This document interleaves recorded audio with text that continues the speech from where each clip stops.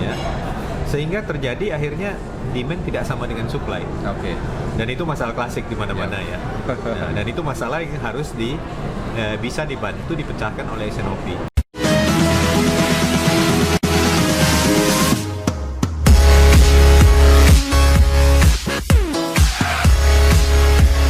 Dikombinasikan dengan bagaimana kita mengantisipasi apa yang terjadi di pasar, ya, berdasarkan pengalaman kita dengan melakukan kegiatan-kegiatan tertentu, sehingga kita bisa more or less nanti dapat forecast yang bisa kita pakai lah. Saya nggak berani bilang akurat dulu ya, karena forecasting itu salah satu tantangannya adalah akurasi. Dan boleh dikata forecasting is always wrong. Cuman berapa wrongnya itu ya itu yang kita perlu perkecil gitu. Nah, kadang di dunia persaingan yang sangat kompetitif saat ini, bahkan bisa dikatakan persaingan yang kadang tak terduga ya. Nah, apalagi mungkin pengalaman Bapak di FMCG yang bisa dikatakan sangat tough sekali itu. Nah itu kira-kira saran apa yang membantu tim-tim forecasting itu biar lebih tanda kutip tidak exactly accurate tapi better gitu ya. Nah itu biasanya di lapangan harus memperhatikan apa aja tuh Pak? Salah satu yang paling penting sebenarnya adalah belajar dari kesalahan yang sudah dilakukan yang lalu. Selalu di-record ya, misalnya ini salah lagi. Nah, kita salah dan kemudian kita mau belajar kenapa kita bisa salah. Apakah karena kita terlalu ambisius? Ya. Dan kemudian mungkin ada inovasi baru yang kita belum pernah lakukan, ya. Tapi kita bikin forecast salah. Tapi berikutnya kan inovasi itu jarang sekali yang sama sekali baru. Biasanya incremental innovation. Jadi kalau belajar dari yang lalu itu sudah sangat membantu gitu. Nah, makanya yang penting di situ adalah we understand assumption kita waktu kita bikin forecast itu. Karena asumsi itu yang perlu diperbaiki gitu. Gitu kan. Asumsi dasarnya. Termasuk begini ya, berapa impact dari kegiatan marketing atau berapa impact dari kegiatan iklan gitu ya? Itu kan asumsi. Nah, kalau kita bikin asumsi misalnya ada kegiatan marketing, dia melakukan katakan bandit dengan bundling dua macam produk lah dengan harga yang lebih murah gitu. Kemudian dilemparkan ke pasar, ternyata katakan tidak sebagus yang diharapkan. Ya mungkin waktu asumsinya di marketing berasumsi bahwa itu bisa meningkatkan volume 50%. Ya. Kemudian actualnya ternyata cuma 10%. Asumsi inilah yang perlu yang kita harus bilang dengan kegiatan yang itu kita cuma bisa 10% paling lalu. Dan kebanyakan orang tuh masalahnya adalah selalu lupa apa yang pernah dilakukan. Ya kan? Berarti dulu pengalaman Bapak ketika ada case itu selalu dicatat nih. Iya, saya termasuk orang yang ingatannya rajin cukup kuat. Saya megang forecasting di Unilever tuh 10 tahun. Ya. Dari mulai kita mulai saya mulainya adalah kepala demand supply planning. Dipindahkan menjadi kepala demand planning untuk memperbaiki proses mulai nol. Jadi saya mulai dari nol tuh. Bentuk tim, set the process. Jadi saya mulai dengan yang kita bilang greenfield lah ya. Saya nggak belajar dari apa yang dilakukan oleh marketing maupun sales yang udah berbagai-bagai kita coba. Tapi saya udah mulai mendefine. Mulai memang pada saat itu Unilever juga mulai memperkenalkan yang namanya demand planning process di global ya. Jadi apa namanya? Saya udah dapat dasar teorinya. Saya kembangkan itu di Indonesia bagaimana aplikasinya dan sebagainya gitu. Jadi belajarlah dari awal gitu ya. Dari mulai dengan tim yang kita bilang kita bikin forecast nasional ya. Dalam bulanan ya, kemudian pelan-pelan lah kita improve. Jadi 10 tahun kan waktu yang cukup lama ya untuk belajar untuk memperbaiki dan tahu di mana you salah, you perbaiki dan sebagainya. Ada yang apa yang workable, apa yang enggak gitu ya. Itu berdasarkan experience ya, dan itu ya memang saya hargai karena itu sesuatu yang kita bilang kadang-kadang nggak bisa dibeli dengan uang ya. Karena kita belajar langsung gitu ya, masuk ke dalam satu perusahaan yang memang kebetulan kegiatan promosi, inovasi termasuk bukan cuma paling besar di Indonesia, dia masuk dalam dalam level dunia kan. Karena dalam level itu aja dia masuk dalam top 20-nya ya, most innovative companies in the world. Jadi itu memang sesuatu yang menarik gitu loh dari itunya. Challenge-nya banyak gitu loh. Dan banyak yang bisa diperbaiki. Jadi Nah. memang kita bilang sekali lagi orang yang mau improve di forecasting dia harus punya passion, Oke. ya. Itu Mau penting banget belajar. ya, Pak, ya. Saya salah di mana dan saya belajar saya itu, ya. Jadi biasanya masalah di forecasting itu adalah karena terlalu ambisius kan. Ya. Ya kan? Ya. Tapi kalau orang supply chain yang disuruh bikin forecast, dia terlalu konservatif. Ya. Jadi itu selalu membalance antara itu dong, yang paling beratnya di situ kan. Terkadang gini Pak, prakteknya pengalaman saya adalah kadang ketika kita udah set budget, apalagi multinasional gitu ya, Iya. Sudah set budget, kadang kita tidak bisa mengakui diri kita bahwa market lagi let's say turun, Ya. sehingga kita tetap put Angka yang itu. angka budget. Ya. Padahal bisa jadi ini sudah nggak relevan. Ya, makanya saya bilang lagi kan, top management Harus itu terima pegang itu. peranan di situ Ya. gitu. Kalau top manajemennya nggak mau ngerti, dia pokoknya saya punya target yang harus saya penuhi at whatever cost. Nah itu salah satu challenge dari implementasi S&OP.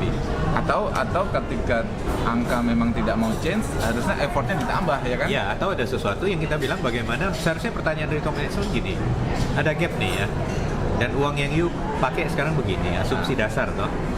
Ya. Activity apa yang dilakukan, berapa budgetnya. Pertanyaannya adalah, kalau kita punya gap sekian, kita menutup gap ini, apa yang bisa kita lakukan lagi? Yep. Dan kita tahu bahwa kalau dilakukan berarti more activities. Yep. More activities kan? Nah, more activities itu juga kalau dadakan kan nggak bisa juga. Kan you need time to Yeah. develop yang the right activities itu Yeah, apa? yeah. Bukan cuma itu. Dan kebanyakan kan, mau cepat pokoknya bulan depan. Akhirnya uang keluar nggak efek. Nggak keluar nggak efek. Dan Yeah. itu adalah kesalahan klasik yang terjadi berulang kali dong. Oke. Dan di berbagai perusahaan. Yep. Dan terjadi Yep. lagi Yep. gitu loh. Yep. Makanya saya bilang bad behavior itu terjadi akan terulang terus. Ya kan? Jadi kelihatannya dengan teori simple, tapi tidak segampang itu.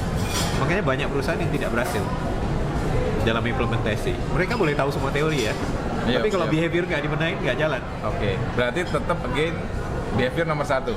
Menurut saya Dan iya. kunci suksesnya di behavior. Iya. Terutama top leader. Top leader behavior. Nah, ketika bicara top leader behavior atau komitmen, apakah dalam S&OP bulanan terutama itu top leader wajib datang, Pak? Harus, justru itu. Karena dia Oke. itu adalah mengenai bagaimana perusahaan mencapai hasil dan sebagainya. Makanya kalau dia sendiri tidak mengerti, dia tidak hadir, berarti dia tidak mengerti apa itu S&OP. Oke. Ya Clear kan? Nah, makanya dari awal saya bilang, kalau top management mereka mengerti apa itu S&OP dan komit terhadap proses, itu akan sangat-sangat membantu kesuksesan S&OP.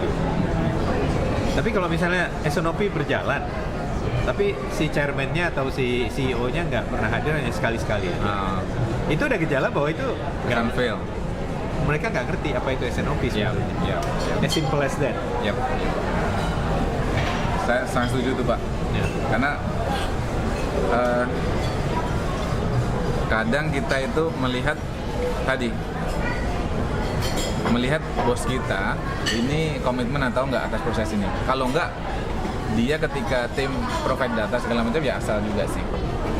Nah, terkait dengan forecasting nih, kalau di Unilever dulu kan tersebar di seluruh Indonesia, bahkan sampai pelosok tuh istilahnya itu ada regional manager atau regional sales gitu. Nah, how to define forecast masing-masing itu, apakah mereka juga per daerah, per region, kemudian per item code atau per produk itu kemudian digabung, atau dari head office saja nih kira-kira segini. Sebenarnya yang kita lakukan waktu itu adalah kita melakukannya di head office, ya. Jadi ada yang namanya demand planner yang memang tugasnya adalah bagaimana mengcapture demand dengan benar. Oke. Untuk itu dia disupport oleh data. Jadi waktu saya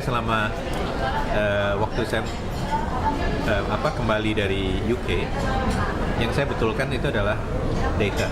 Oke. Mulai dari saya supply planner ya. Yep. Itu saya udah ngembangin data tuh. Jadi waktu saya masuk ke daerah demand, sama tuh. Data per distributor, ya, per area, apa tuh dibenahi. Jadi kita all about data retrieval yang paling efisien dan paling data, bagaimana retrieve data secara paling efisien, ya. Nyimpennya data, strukturnya dibenahin dan sebagainya, sehingga kita meretrieve data itu dengan cepat. Oke. Ya. Jadi sehingga kalau sudah disusun levelnya, tentunya by produk, by apa gitu ya, kita mau butuh di level mana kita tinggal lihat, ya kan? Nah, dengan adanya data yang benar itu sebagian besar saya bilang mungkin sekitar 70-80% kita sebagai orang demand planner tuh udah punya datanya. Ngerti lah ya. Ya, bahkan itu di seluruh company waktu itu ya mereka ngakuin bahwa demand planner yang punya data dengan itu ya. Nah, marketing dan sebagainya itu membantu memberikan insight. Ya. Ya. Kenapa kita bilang begitu? Karena dengan saya bilang pengalaman 10 tahun nih ya, kita tahu nih ya. Misalnya waktu kita mau meluncurin sabun Dove misalnya kan. Dove pertama keluar dengan satu produk aja. Ya. Kemudian setelah berapa tahun dia mau keluar jadi 3.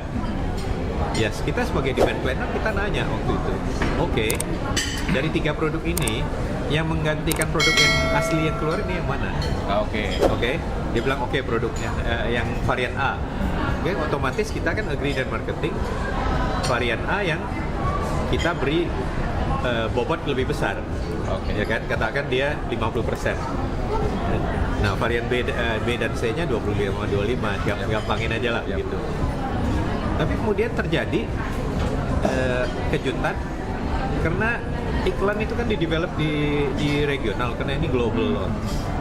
Itu yang ditampilin di iklan produk C. Iklannya nggak connect. Habis kita punya asumsi. Berikutnya kita belajar dari situ, kita langsung bilang, "You udah ada iklannya belum? Kita mau lihat iklannya." Ya, kita mau lihat iklannya seperti apa. Ya. Karena kejadian udah di Sampo pernah juga begitu dan sebagainya, kita juga bilang gitu. Jadi even demand planner itu sampai iklan aja kita mau lihat. Kalau yang penting gitu ya. Konsep itunya apa, kayak apa gitu ya. Jadi terutama produk inovasi. Jadi bukan cuma gimana ini, you ada produk baru nih. Data nggak ada nih ceritanya. Bagaimana you membuat estimasi, dan memang challenge dari terutama daripada daerah forecasting itu adalah produk baru kan. Salah satu yang paling tersulit ya. Inovasi. Ya. Karena belum ada data sebelumnya. Belum ada. Nah itu kita belajar dari pengalaman itu sehingga makin bagus gitu loh. Ya, apakah ini cuman inovasi ecek-ecekan, nggak baik kita bilang ecek-ecekan, atau inovasi ini sesuatu yang baru gitu. Itu demand planner harus punya kalau dia terlibat dengan bagus, bukan sekedar itu, dia ikut itu punya kontribusi gitu. Dan marketing menghargai. Jadi ketika tim marketing pun di-challenge oleh demand planner terkait dengan iklannya pun nggak baperan ya? Iya, kita cuma bilang, iklan dia segitu ya, saya nggak excited, saya nggak melihat sesuatu yang baru. Jadi role-nya benar-benar very strategic banget ya Pak ya di itu sebenarnya adalah partner terhadap marketing and sales. Ya, dan di zaman saya udah terjadi itu. Karena kalau akan ada produk baru, biasanya saya yang ambil alihkan produk inovasinya, duduk sama-sama mereka forecast. Di luar demand planning proses yang umum ya, karena kita ngomonginnya adalah sesuatu yang baru nih ke depan, yang akan terjadi mungkin tahun ke depan nih, belum apa-apa gitu. Jadi punya waktu di luar meeting ngomongin itu. Itu biasa terjadi bahwa mungkin yang saya hadapi adalah 4-5 orang dari marketing, brand marketing, dia bawa datanya, apanya segala ngomong, kita ngomong. Kita nggak ngomong detail dulu, tapi kita ngomong apa inovasi ini, dia punya target marketnya di mana. Dan saya mulai nanya kan, katakan kita mulai dari unsur 4P, 6P, kita mulai ngomong dari itu. You udah punya kompetitor belum? You udah punya pengalaman di luar bagaimana? Ya ada nggak di luar event global yang you tiru sehingga katakan bisa P&G, mungkin you niru P&G dan sebagainya, itu gimana dan sebagainya kan itu. Kita ngomong itu dulu gitu loh. Berarti benar-benar sangat. Jadi kita udah ngomong secara strategik dulu, nggak ngomongin angka dulu. Setelah konsepnya kita setujui, kira-kira growth-nya berapa persen dari existing, baru kita nanti ngomong angka ya. Oke. Jadi segitu urgent dan istilahnya very strategic position. Itu strategic role sebenarnya, cuman di banyak perusahaan tidak dipahami. Betul. Makanya saya waktu dipindahkan itu kan level saya udah senior. Karena kepala daripada supply planner yang membawai semua planning di pabrik pindah ke kepala demand planning. Ya kan? Untuk menghandle 15 produk kategori, ya kan? Saat itu reportnya ke siapa? Reportnya langsung ke CD director ke sales director. Oke. Dan itu juga udah ada trust. Iya. Karena dia bilang dengan saya, kan kita ada prosesnya nih. Jadi hasil daripada produk inovasi baru itu adalah satu form Ya. yang udah terisi angka, yang udah ada bulan dan ada berbagai produk. Itu ada tanda tangan formal loh. Oh, bahwa Bapak Bahwa saya sebagai setuju, ini saya sudah- tanda tangan, saya setuju. Semua NPD seperti itu. Iya, jadi kalau saya setuju, Langsung ya, lanjut. lanjut si board director sign udah, aja. udah, betul. Tapi kalau saya nggak setuju, saya nggak maju itu nggak akan selesai itu urusan Iya. di situ. Sehingga bisa terjadi dalam proses seperti itu bisa aja 4-5 kali marketing harus merubah, merevisi dan sebagainya, itu jalan itu tuh. Oke. Nah, dan karena saya udah menghadapi 15 kategori ya udah biasa lah itu ya. Tentunya di situ toh. Itu udah cepet ya. Jadi seniority juga dan kematangan kita juga udah pegang peran Iya, penting. iya. Dan itu memang karena saya dipindahkan dari supply planning ke demand planning karena untuk itu damage control. Karena sebelumnya berbagai cara udah dilakukan, ya marketing udah melakukan, trade marketing melakukan, sales, tapi hasilnya nggak memuaskan. Nah, selama Bapak, kayaknya Bapak ini emang tanda kutip di dunia ataupun di role demand planning, supply planning itu kan sudah masternya lah ya. Nah, mungkin ketika di Pointed itu sebagai tim, istilahnya itu tim khusus yang untuk membenarkan proses ini. Nah, Global ya, global SNOP Nah, itu. saat itu ada improvement mungkin yang bisa di-sharing dengan kita semua nih, before sama after Bapak join itu mungkin ada insight improvement apa sehingga kita bisa coba belajar dari situ. Saya rasa kalau level improvement itu kan masing-masing country ya. Oke. Unilever companies yang menerapkan, sebenarnya kalau kita katakan itu kan semacam, kalau kita bilang secara umum pengertian orang adalah kita pertama datang ke country itu kita semacam audit ya. Oke. Mengaudit, kita lihat dulu ya SNOP-nya secara global gimana prosesnya, kemudian kita lihat mereka punya data dan sebagainya toh. Dari situ kemudian kita agree sama mereka. Itu ada semacam workshop gitu untuk the same understanding dulu sesuai dengan proses SNOP global template yang sudah kita setujui. Yep. Lalu kemudian kita mulai dengan go through dengan mereka tiap proses itu. Itu ada semacam checklist itu. Kayak medical check up Nah, ya. itu jadi ada ketahuan tuh level di mana nanti kalau di map, oh dia kelihatan lemahnya di daerah mana gitu. Di mana dia ya baliklah seperti merah, kuning, hijau dan sebagainya itu tuh. Kelihatan dari ini banyak merahnya daerah sini ya. Itu yang diperbaiki, agree dengan mereka prosesnya dan kapan itu akan dilakukan, siapa yang membenahin. Dan kemudian ya mulai dari itu ya mulai komunikasi dong dengan mereka secara periodik, ya mereka teleponan dengan kita sebulan sekali, Oke. progresnya sampai di mana, ada kesulitan di mana, ya kita bisa bantu apa gitu. Kalau dulu di Unilever ketika bicara demand planning meeting itu membernya departemen apa aja Pak? Oke, kalau demand planning meeting itu intinya si demand planner adalah orang yang men-chair meeting itu. Ya. Oke. Kemudian yang hadir itu adalah marketing, trade marketing. Ya, trade marketing itu sebenarnya mewakili sales kan. Oke. Ya, makanya dia trade marketing, dia sebenarnya orang trade marketing itu di sales, orang sales. Nah, marketing kan yang membawa kan sebenarnya lebih banyak dia ke inovasi. Yap. Kalau trade marketing promosi. Oke. Jadi dua itu. Ya. Nah, di dalam meeting itu biasanya mereka sebenarnya udah ada pre-meeting. Oke. Jadi sebelum demand planning itu biasanya untuk hal-hal yang mereka tahu, karena meeting itu gini. Kalau bayangkan di Unilever itu punya 15 kategori, Yep. ya kan? Kemudian kita bagi waktu itu demand planner-nya ada 2 atau ada 3, jadi masing-masing menghandle sekitar 5 kategori lah. Jadi kalau mereka udah tahu ada heavy activity yang banyak, mereka berusaha untuk di luar meeting resmi itu dulu untuk beresin dulu nih. Yap. Jadi sehingga waktu di meeting itu tidak terlalu panjang, sehingga lebih cepat gitu. Yap. Dan itu paralel jalan, karena udah ada timetable daripada SNOP bahwa misalnya week pertama itu demand planning, week kedua supply planning, dan itu rekonsiliasi dan sebagainya. Jadi memang timetable itu ketat. Jadi banyak hal-hal yang kita bilang di luar meeting pun mereka udah ketemu dan discuss gitu loh. Jadi bukan cuma meeting itu aja gitu loh. Jadi meeting itu lebih pada oke, kita formalize ya, kita masukkan dalam ini Agreed gitu ya. agreed dan sebagainya ya. Ada apa gitu. Kalau untuk yang supply planning Pak, itu tim departemen apa aja biasanya terlibat? Kalau supply planning itu biasanya nanti itu mereka dipimpin oleh sebenarnya gini, supply planning itu more about capacity kan, Yep. dengan melihat terhadap demand dan sebagainya. Itu sebenarnya lebih banyak internal mereka, ya internal di pabrik dengan planner, Yep. ya. Nah, yang lebih itu adalah nanti waktu demand supply reconciliation. Oke. Oke, karena Ya. itu demand plannernya datang, supply Ya, plannernya ketemu datang, nih, nah cocokin. baru kita di mana ada gap dan sebagainya gitu. Jadi sebenarnya supply planning, kalau saya berani bilang kalau dia udah berjalan bagus, dia tidak perlu meeting juga nggak apa-apa. Oke. Karena dia udah tahu kapasitas dia yang dia bilang kapasitas plan ya, dia Ya. udah berapa, dia tinggal match antara demand supply Ya. sebenarnya. Jadi kerjaan dia sebenarnya hanya asal dia continuously mengupdate dia punya supply capacity planning, ya. Itu sebenarnya dia nggak perlu meeting juga nggak apa-apa. Yang penting begitu angka demand selesai, dia upload, dia lihat mana ada gap. Nah itu yang kemudian dia lihat kemungkinan untuk apa namanya beberapa action yang bisa dilakukan untuk mengadres gap itu.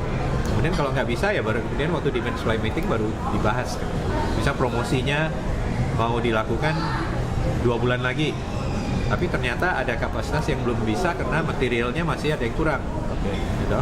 Perlu di air freight tambahan. Dan itu biayanya berapa besar?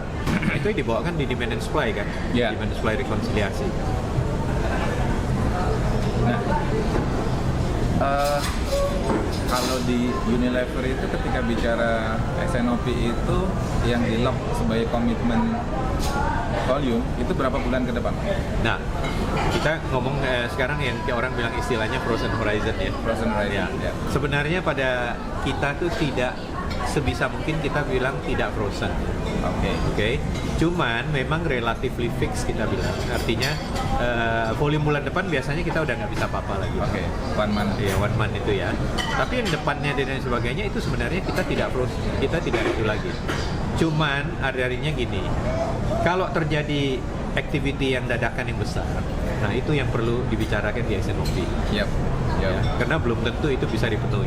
Sekali lagi SNOP kan about proses Ya. di mana kita udah mulai mempersiapkan sehingga tidak terjadi kagetan-kagetan yang Ya. kita bilang bersifatnya dadakan ya. Jadi di plan. Betul. Kadang memang sih ketika dadakan ternyata volumenya naik 2 kali lipat. Ya. Dan supply-nya nggak siap. Supply-nya nggak siap. Kadang ada kayak di perusahaan saya gitu ya, Ya, di dipaksa. material building di gypsum. Ya, dipaksa ternyata lagi. lead time itu butuh 3 bulan Ya, untuk iya. order gypsum dari Thailand, cari kapal sampai dapat lagi. Berarti itu akan sia-sia ya event. Jadi penting sekali untuk ngomongin yang strategik itu di Iya. depan. Dan itu balik lagi ke proses yang saya challenge lagi kebanyakan. Kenapa volume yang begitu besar baru diketahuin 2 bulan ke depan? Kenapa nggak di plan lebih baik? Sehingga katakanlah activity itu 6 bulan ke depan itu semua sudah berjalan dengan bagus, rolling ya. Sehingga kalau ada activity baru masuk di horizon bulan ke-6 kan masih punya waktu lead time biasanya ya, supply chain untuk menghandle itu. Jadi banyak perusahaan itu nggak terjadi kan? Ya, betul. Ya, dan kemudian SNOP yang masalahnya itu adalah kita baru ngomongin tahun depan, gitu, pada bulan November. Ya. Baru mati-matian Desember baru mulai Ya. bulan activity tahun depan baru dikatakan di plan lah gitu, baru selesai. Gitu. Padahal kalau kita seperti forecasting yang bagus di Unilever kita selalu 2 tahun ke depan. Untuk yang significant improvement kayak NPD, new development product Itu mereka sebagai demand planner saya sudah mulai masang indikatifnya berapa. Dari omong-omongan yang itu kira-kira berapa persen itu saya udah antisipasi. Jadi forecast ke depan itu saya udah mulai ada shape-nya gitu. Berarti ketika Walaupun belum tahu ya, Ya. sebenarnya activity itu berapa dan kalau dulu pas pengalaman di Unilever itu ketika mau launching produk baru, ya.